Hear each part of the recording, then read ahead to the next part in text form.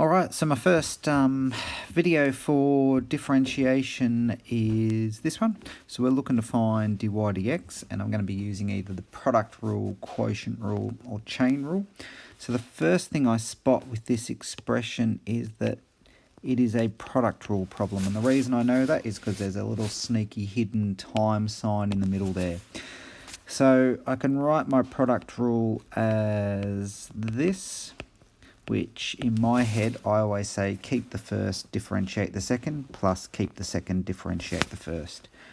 So in this case, this is my first term, this is my second term. I'm going to try and do this formally as well. So these extra steps pretty much aren't worth any marks in specialist maths, but if you're having trouble with the differentiation, it can be a really powerful way to just step out the process.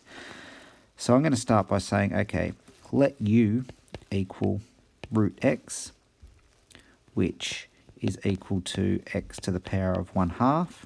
And then if I differentiate u with respect to x, I end up with a half x to the minus a half, or 1 over 2 root x.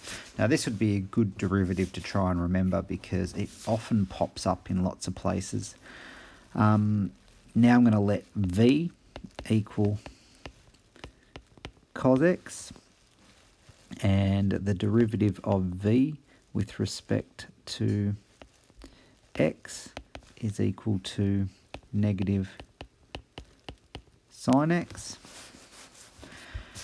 And then I've got to put all of this together. So I need u to go with the derivative of v, and I need v to go with the derivative of u, which is those two. And my final expression for dy dx becomes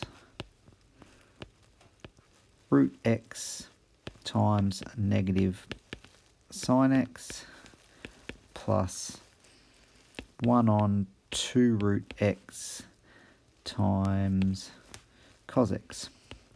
And because this is plus, it doesn't really matter which order I put them in. I think I actually did that the other way around then, I'm not quite sure. A little bit of simplification. I'm going to write this as cos x over 2 root x minus root x times sin x. And there's my derivative function.